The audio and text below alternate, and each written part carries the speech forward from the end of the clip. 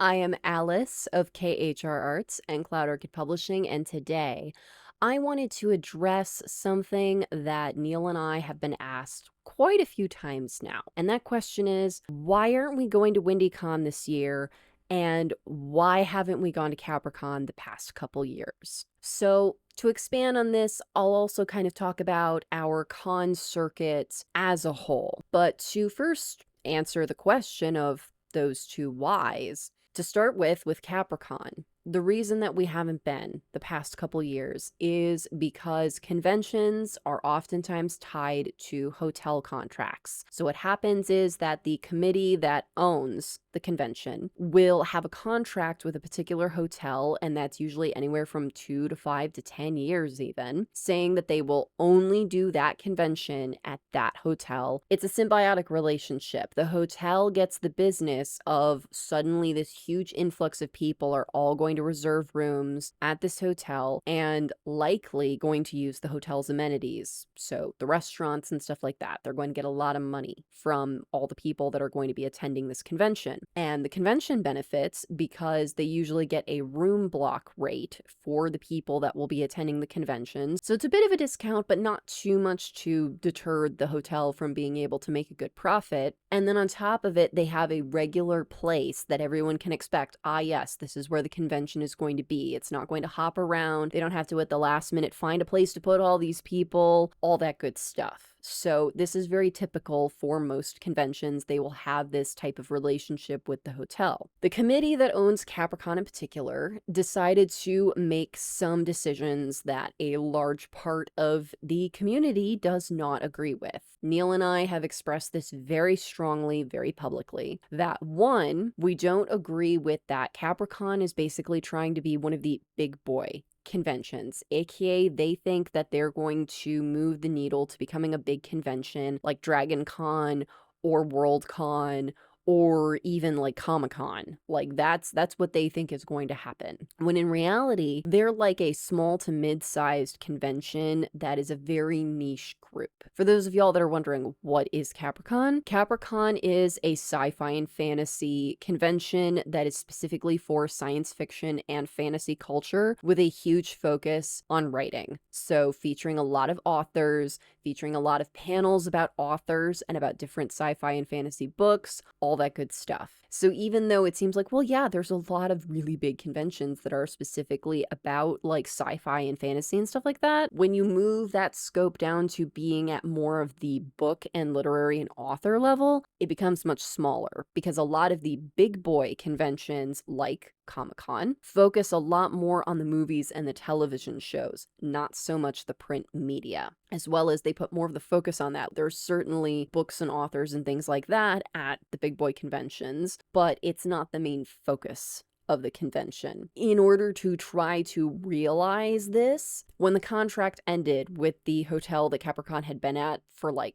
ever, they decided not to renew the contract and decided to get a different contract with a hotel in the Loop in downtown Chicago. Now, to give you some perspective on why this matters and what difference it makes, the hotel that the convention was previously at was in the suburbs, and it was specifically in the Yorktown Mall area of the suburbs. So it was a hotel right next to a mall. There are restaurants in the hotel, but then there are also tons of restaurants around the hotel. And then the two biggest factors that are important is it had a massive parking lot that was free, and the hotel was extremely accessible, meaning that if you're disabled, it's easy to get around the hotel. And this convention in particular is big for a lot of people who are elderly and who are disabled. So the fact that they moved it to not just Chicago, but to downtown the Loop, Chicago. So the part of Chicago that most people think of when they think of Chicago with all the big skyscrapers and all that. So one, parking is a nightmare. There is no free parking lot.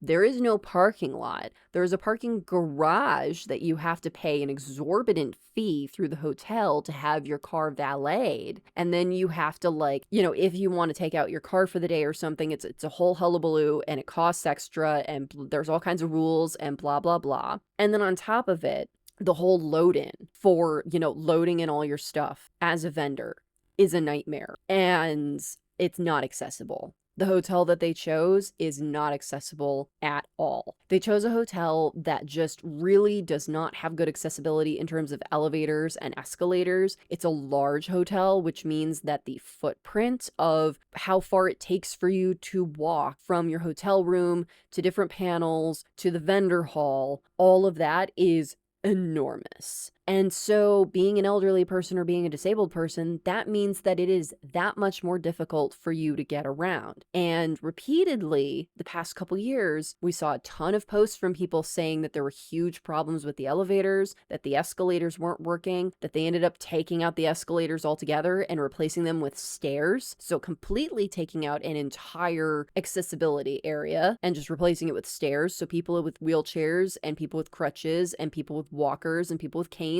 can't even use that now. Now we have so many more people competing for the elevators, and they don't have enough elevators, and the elevators don't go everywhere that you need them to go. So all of that sucks. And then the fact that also it's super duper expensive. For those of y'all that know, Chicago is expensive. On top of it, anything in the loop in Chicago is exorbitantly expensive. It's tourist price expensive. So this is a tourist hotel, essentially. And so parking costs so much more, especially because before the parking cost was a $0. The hotel room is so much more expensive. It's a hassle to get to. Driving through downtown Chicago traffic is a nightmare. I've lived in Chicago for so many years, and driving through the loop, I still white knuckle it. It's so stressful and so scary, y'all. And then on top of it, if you have a car that is completely packed to the gills with convention crap, oh my goodness, is that a nightmare. I had to do it for WorldCon and just never again. Never again. I'm sorry, if there is a convention that is held in the loop in Chicago, I'm not doing it. Just period, the end. No. And then on top of it, just trying to navigate anything with it is extremely expensive. That we all know. The restaurants and hotels are a bit pricey. They just are. The options around the hotel to be able to eat at are pricey because it's in the primo tourist area, so everything is overpriced. And on top of it, this hotel is already massive. So can you imagine having to walk all the way from your hotel room to the entrance of the hotel and then, oh, let's go walk some more to somewhere else to get food? And if you think, oh, I'll just Uber Eats it, DoorDash, whatever, have the food come to me. Nightmare. Neal and I had to do that during WorldCon because there was no way that we were going to be walking around trying to figure out food, especially because we were on so many panels and we were vending. There just wasn't time for us to wander around to go to the food. No, we had the food come to us, and that was a nightmare because it's downtown Chicago. So it's a nightmare for the delivery people to get to you. And on top of it, a thing that I didn't realize because, I don't really make it a habit to spend a lot of time in the loop in Chicago, is apparently theft is a huge problem with deliveries in Chicago. So straight up, like not even like, oh, just random people like stealing your order and stuff. The drivers a couple of times stole our orders. They just decided, oh, this is my dinner. I'm not going to complete the delivery. Bye. I'm not even kidding. Like that happened multiple times. It was so incredibly stupid. And when we called the restaurant to be like, hey, what's going on? They're like, we're so sorry. This is a thing that happens is they will just steal the order and there's nothing we can do about it. Just absolute bonkersness. Until CapriCon decides to have their convention at a hotel that's not that, we will not be doing CapriCon because on top of it being expensive and incredibly inconvenient and food just being an absolute nightmare, I'm becoming more physically disabled. This is the thing that I've had to come to terms with the past couple of years. I'm still doing pretty good. I'm still doing pretty okay. But when you factor in how a convention works, I go downhill real fast. Because since we're vendors, and then a lot of times at the bigger conventions, we will also be panelists, that is a lot of walking and physical labor. So we have load-in, which is where you take all your crap out of your car, drag it through the hotel, and usually it's in the most inconvenient way possible because you can't just go through the front door of the hotel. They do not let you do that. You have to go in through some, back service way and bring it all the way through whatever the designated dealer's hall is, and you have to set up all your crap there. And then doing the actual convention, so walking to and from your hotel room each day, however many times you have to repeat that based on whether you need stuff in the hotel room, whether you want to go back up there to take a break, whatever. A lot of times I actually prefer to go to the bathroom in the hotel room rather than in like, the public bathroom area kind of things. It's just more comfortable and I usually don't have to wait and it's just cleaner and all that. As well as, let me tell y'all, going to the bathroom in full cosplay in those teeny tiny little stalls, just no, just absolutely not. And also all the walking back and forth from the vendor hall to different panels that we have throughout the day. That's a lot of walking. So you do that usually Friday, Saturday, and Sunday. And then Sunday you got to do loadout. So then you got to do the reverse. You got to break down all your stuff for your booth and then you got to lug all that crap through the service area and then pack it all back up into your car and schlep it home. That is a lot. And by the end of the weekend, I am so disabled. It's painful. I have no energy. It's so hard to walk. It got so bad at Worldcon because, first of all, Worldcon was 5 days. 5.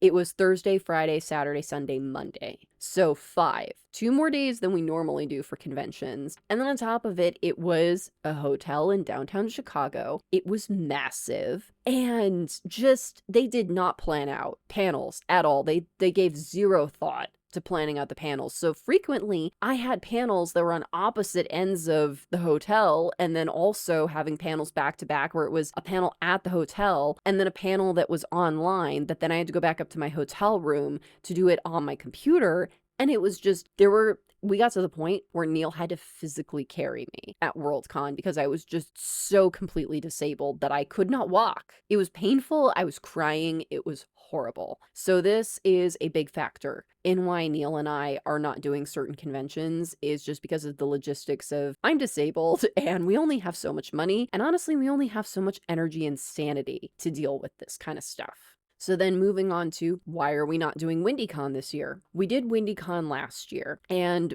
I don't know the story behind the why on this. So if y'all have the tea on the why, feel free to put it in the comments below. But for whatever reason, WindyCon decided to not have their contract with the hotel anymore that they had WindyCon at for like ever. And they now have a contract with a different hotel. The problem with this hotel is that it is a dump.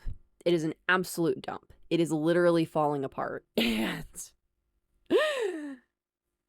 y'all, beyond even being disabled, it was dangerous and it was stupid. So on top of the fact that the hotel was not laid out well and it was clearly an older hotel, and what we gather that happened is that this is a hotel that was kind of, in need of some repairs and some renovations and stuff. And then the pandemic happened and then the company just decided to just not update the hotel, which I don't blame them because hotels were not getting any money during the pandemic. Nobody was staying at hotels during the pandemic, so it kind of didn't matter that they didn't update anything. But it was a big problem that they didn't repair anything during the pandemic. And then the fact that after the pandemic and they started having people come in at the hotel and started having conventions at the hotel, big issue was mold. There was mold everywhere. There were walls literally falling apart. Like you could see like the wire mesh exposed behind the stucco and stuff. There were holes in the walls. There was just mold.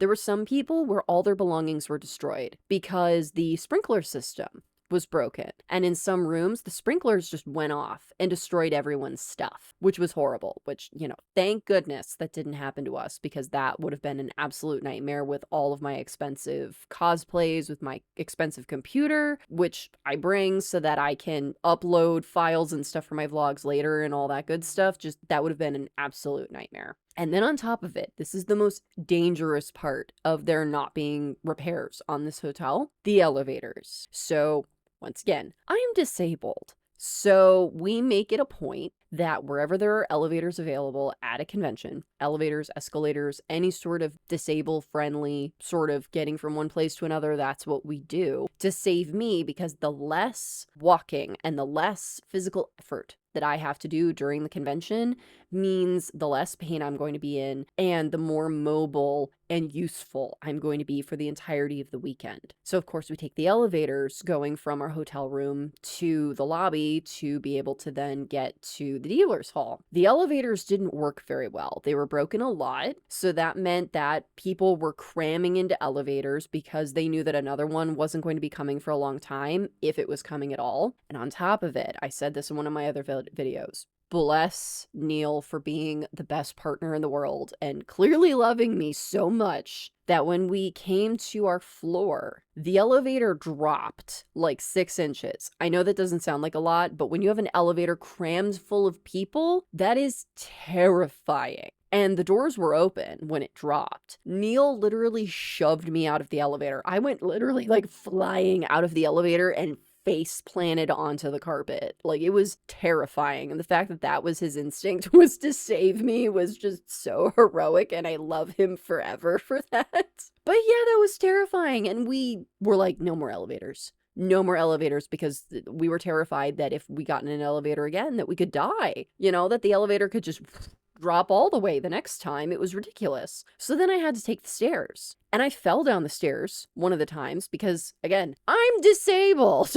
I am disabled, okay? And having to go up and down several flights of stairs multiple times a day while we were there for the whole weekend, I started to break down and deteriorate. And that also meant that I wasn't so good at going up and down the stairs. And at one point, I just ate it. Just full on ate it. It was embarrassing. It was painful. It made it worse. And it just sucked. And, you know, I ended up having to go up and down the stairs like the world's little, you know, oldest little old lady. It was so embarrassing, and it sucked. And so that's why we're not going to WindyCon this year, because they are still under contract with that particular hotel. And we can't afford that.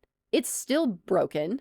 Like, you know, to our knowledge, they haven't done the repairs that need to be done, or at least haven't done them to the extent that we need them to be done. We're terrified that those elevators are still broken. And, you know, not to mention the fact that even if they're not, we don't trust them now. And there's no way in hell that we're going to go up and down stairs all weekend. I'm not physically capable of that. So it's just not a viable convention for us until they get a contract at a different hotel that, one, isn't broken, and two, has better accessibility options. So unfortunately, that's where we stand on WindyCon. And WindyCon is pretty much the same as CapriCon. It's the same audience. You see, like, it's very incestuous in that it's like all the same people that go to CapriCon go to WindyCon and vice versa. So it's also a lot of elderly and disabled people all trying to cram into the same elevators. Just absolute chaos. So yeah, until that contract changes, that's just not a convention that we're going to do. And we have actually been personally reached out to by the committee from CapriCon, and the committee from WindyCon have reached out to both me and Neal because we're pretty big players at those conventions. We speak on a lot of panels. We then there sell our books and stuff, and they're like, hey, why aren't you coming to our convention? And we're like, 'cause it's not safe for us to do so.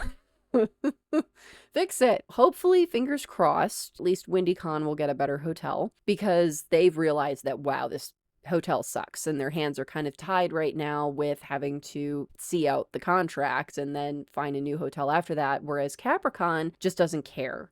From the communications that we've had, they have no intentions of going to a different hotel, a more accessible hotel, that they've just kind of decided they want to pretend to be a bigger convention than they actually are. And that's the other thing that's important, is that knowing how big your convention audience is, because then that means how much money is reasonably going to come in versus the output. So that's another reason why we won't do CapriCon at that level of hotel, because the cost is going to be absolutely outrageous, and there are not going to be enough people to attend to make up that cost, not by a long shot. Their reasoning is that they think that tourists are just going to come off the street into a hotel and be like, oh, what's this convention about? And sign up for like the day or the weekend to be at this rando convention. And it's like, I'm sorry, that's not how conventions work. Also, that's not how Chicago works. Like, if you were an outdoor festival or something, that's totally what people would do. They would come off the street because they'd be like, hey, what's this cool festival going on? Let's go check it out. Has anyone ever been like, hey, a rando hotel, let's see what convention is going on?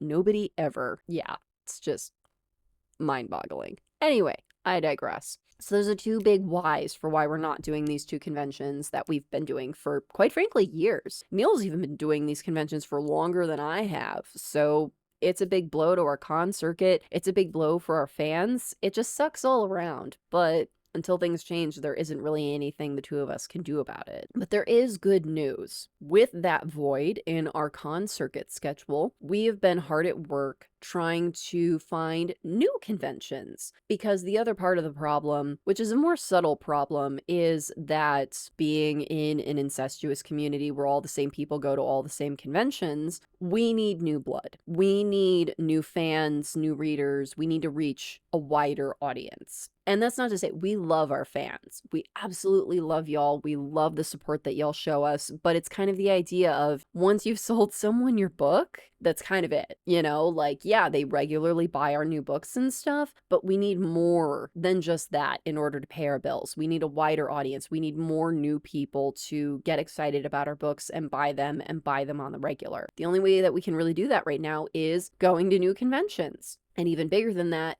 going to new places. So we are widening our con circuit, which I'm very excited about because I actually do really enjoy travel, y'all. I just haven't been in any sort of place in recent years to be able to do that with the pandemic, obvious. But then even before that, I was living at the poverty level. I didn't have the financial means to expand too far with my con circuit. And I was, basically taking the money I was making at conventions and putting it right back in to pay for other conventions. Like, I really wasn't making a profit. I was just paying for these conventions. And for those of y'all that are like, why would you do that? To expand your audience and to get more people interested in your books. It's a part of networking and marketing as an author. It's just something that you really have to do regardless of it being super profitable or not. So expanding out to new places means we'll get to go to new places, which is fun, and we'll get to meet new people, and hopefully we'll be able to make new fans. And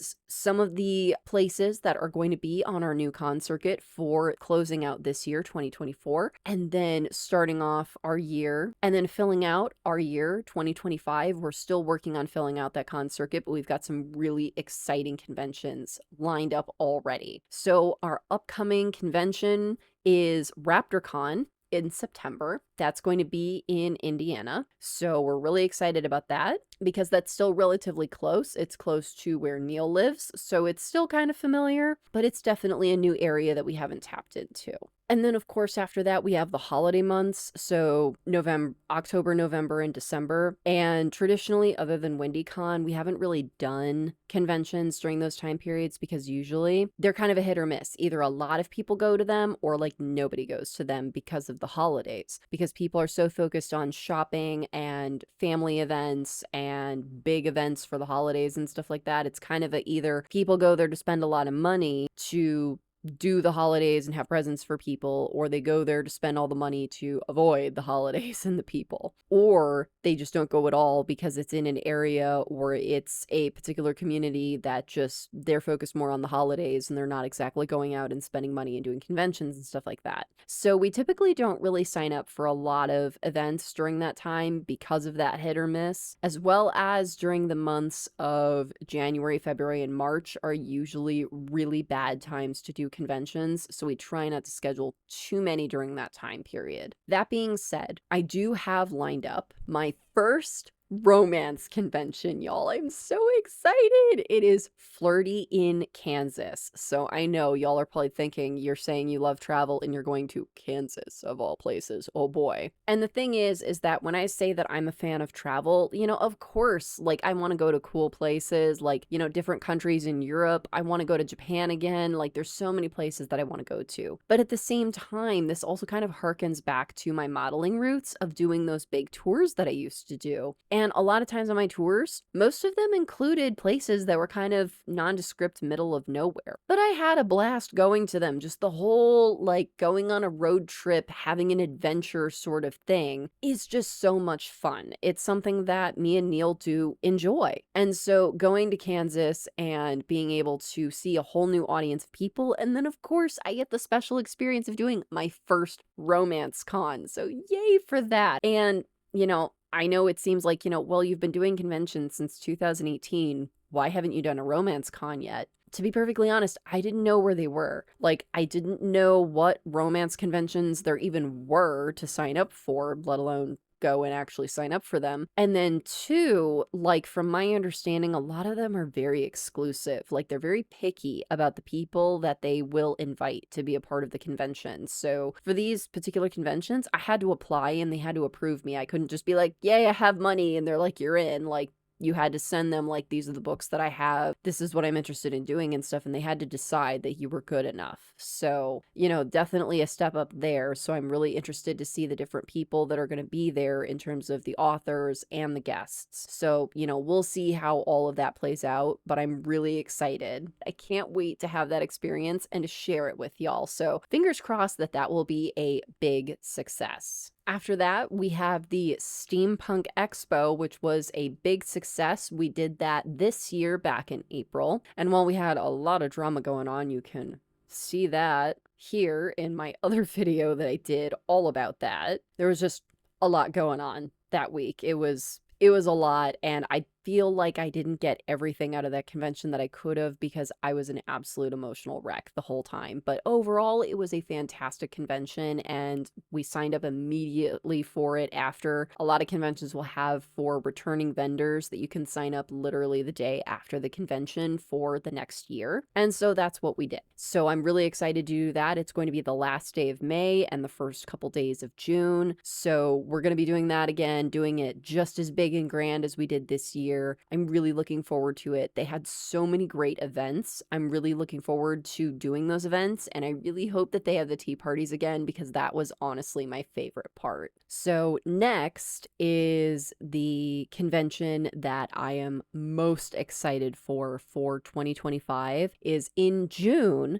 I'm going to be doing Get Witchy with It in New Orleans. Oh my goodness, y'all. I have never been to New Orleans before. I am so excited to go and just experience all of it. So I'm actually going to be taking a mini vacation around the convention and staying for a little bit longer so that I can really experience New Orleans. But I'm really excited because this is going to be a whole new audience of people. This is going to be like, I've never gone this far for a convention being an author. I can't wait to see the people that I'm going to meet there. Hopefully I'll make some new fans, and I also just can't wait to experience New Orleans in general. It's just going to be so beautiful, and it's going to be so much fun. And hopefully I'll be able to do more conventions through this particular company in the future. They do a lot all over the United States. A couple that I missed out on for this year and 2025 that I'm a little bit sad about, but you know, there's always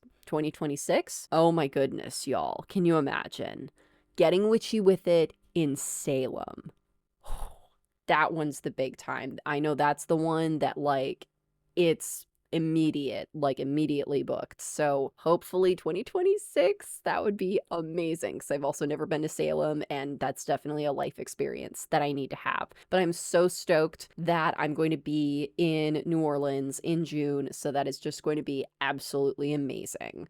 And Neal and I are also looking at other conventions. We've applied to some other conventions and we didn't make the cut, unfortunately, whether it's we applied too late and they just didn't have any space for us, or that we just haven't heard back yet. We've just been applying to other conventions. We've been sticking to small conventions and mid-sized conventions. Neal and I have talked about this. We're not sure if we'll even ever do big conventions. A lot of our friends do DragonCon. That's like the end-all be-all big author convention, but I'm disabled and Neal only has so much sanity to give in a convention environment. And being around that many humans is really hard for Neal because of his autism. So between my disability and his autism, that plays a huge role in what conventions we decide to do, and also how many conventions we do a year. There's only so many that we can do without completely destroying our bodies and our sanities. So that's also a factor at play and really rules our decisions. So that's kind of where we're at right now with the con circuit. Of course, it's subject to change. You never know what might happen. We never know, you know, who might reach out to us or which conventions we get accepted to or ultimately decide to go to. So we're really excited to see where the rest of 2024 takes us, as well as where 2025 is going to go. But we already have some really great events lined up, and we're always looking for more. So if you are an owner of a convention or an event and you are interested in having me and Neal, or either or of us. We do different things. So Neal goes and does gaming conventions that I don't necessarily be a part of because I don't really have anything to offer for that. I'll go as a good girlfriend moral support, but I don't really have anything to offer on the scale that he does. But you want one of us or you want both of us, whatever, put it in the comments below. Feel free to send me a DM. But if you're interested in having one of us or both of us, put it in the comments below and, let's get in touch. We're always looking for new conventions to look into. So I want to thank y'all for watching this video. I hope that you found it helpful. If you did, please be sure to give it a like. And if you're new, subscribe. All right, y'all. Thank you so much for watching. Take care. Bye-bye.